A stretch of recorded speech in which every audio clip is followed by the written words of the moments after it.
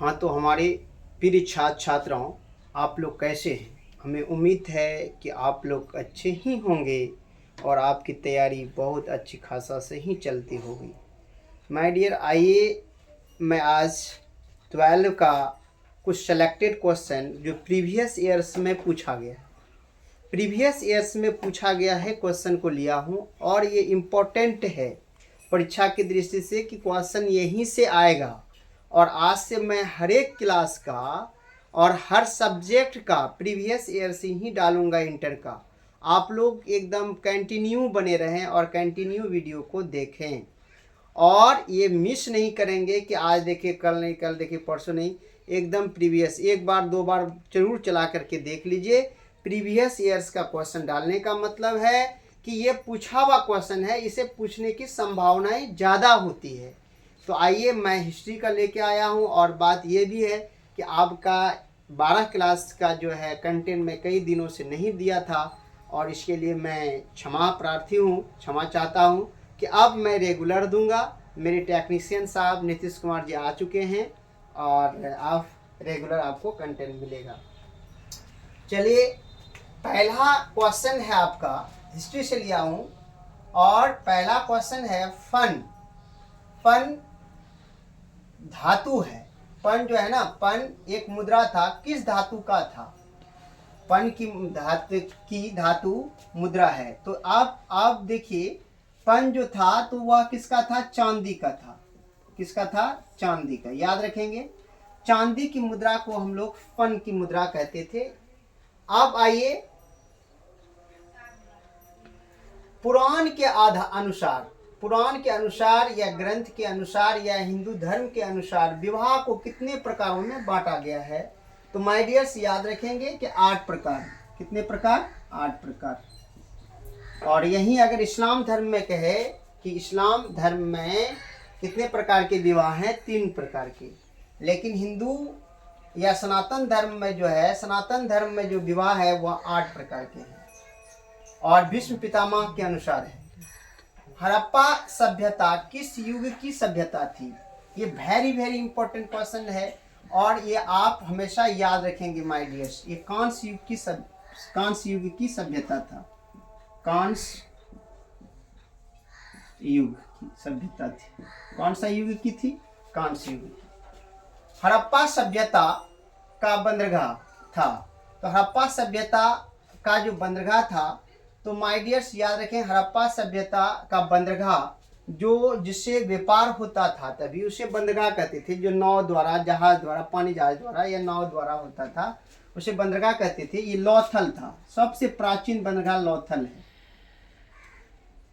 याद रखेंगे, लौथल। ये गुजरात में पड़ता है। कहाँ पड़ता है? गुजरात में, लौथल। सिंधु सभ्यता में तांबा कहाँ से प्राप्त हुआ था? ये याद रखेंगे, राजस्थान से। आज भी राजस्थान के खैतरी से तांबा बहुत ज्यादा मिलता है माय डियर्स। ये राजस्थान का है, राजस्थान। और ये भी याद रखेंगे कि क्षेत्रफल की दृष्टि से भारत का सबसे बड़ा राज्य राजस्थान ही है। सिंधु सभ्यता में विशाल अन्नागार कहाँ मिला था? तो याद रखेंगे, मोहनजोदड़ो में। कहाँ? मोहनजोदड़ो में।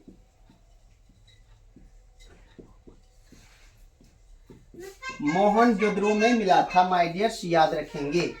वीणा बजाते हुए सिक्के किसने जारी किए थे? समुद्रगुप्त।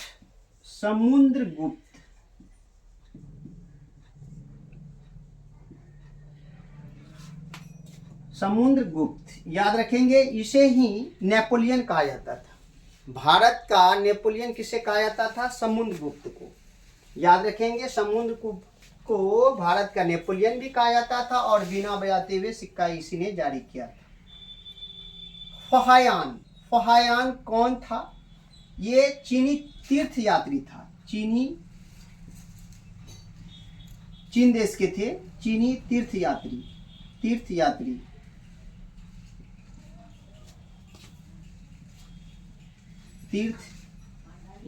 था।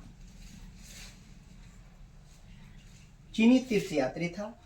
कौटिल्य किस ग्रंथ की रचना की थी? देखिए, कौटिल्य का नाम आप लोग अच्छा से याद रखेंगे। इसी को ही चाणक्य भी कहते हैं। क्या कहते हैं? चाणक्य। ये चंद्रगुप्त के गुरु भी थे और प्रधानमंत्री भी थे।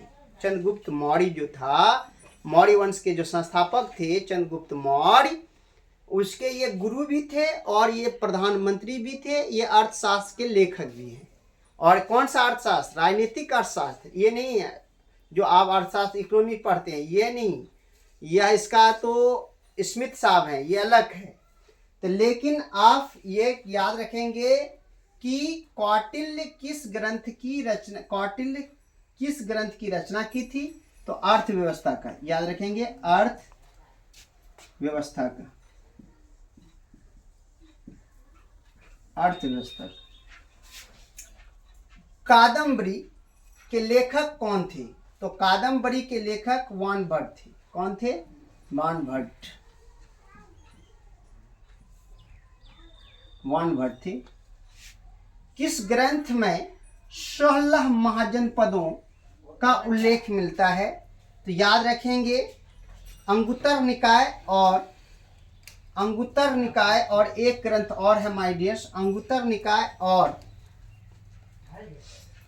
तो याद रखेंगे कम से कम अंगुत्तर निकाय तो याद रखना है।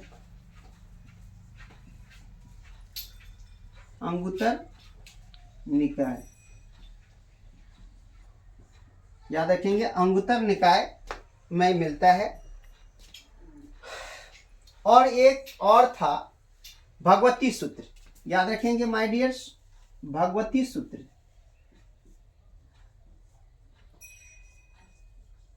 भगवती सूत्र से मिलता है 16 महाजनपदों का उल्लेख।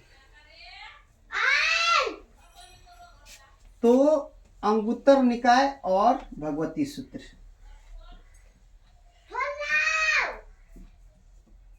निकाय और भगवती सूत्र। भगवती सूत्र याद रखेंगे। कौशल महाजनपद किस नदी के किनारे था? तो यह सरयू नदी के किनारे था। सरयू नदी के किनारे।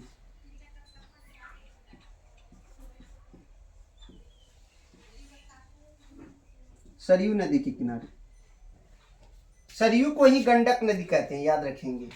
और सरयू नदी में ही भगवान राम विलीन हुए थे।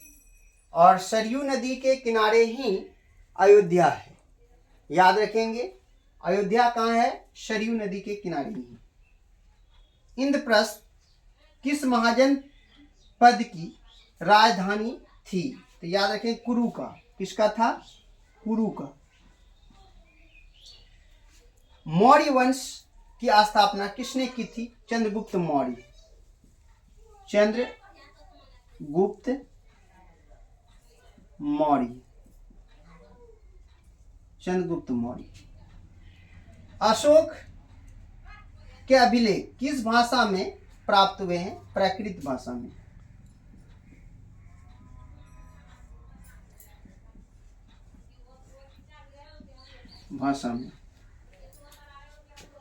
कलिंग युद्ध कब हुआ था? 261 ईसा पूर्व। 261 ईसा पूर्व। 261 ईसा पूर्व। मौर्य काल का न्यायिक अधिकारी कौन हुआ करता था? क्या नाम कहलाता था? राजुक। याद रखेंगे, वह कहलाता था राजुक। न्यायिक अधिकारी। न्यायिक अधिकारी को राजुक कहते थे। गंधार कला किस कला से प्रभावित है? यूनानी कला से प्रभावित है।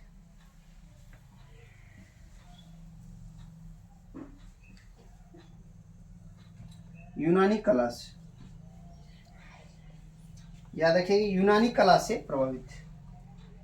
प्रथम बौद्ध संगीति कहाँ हुई थी? राजगिरी में।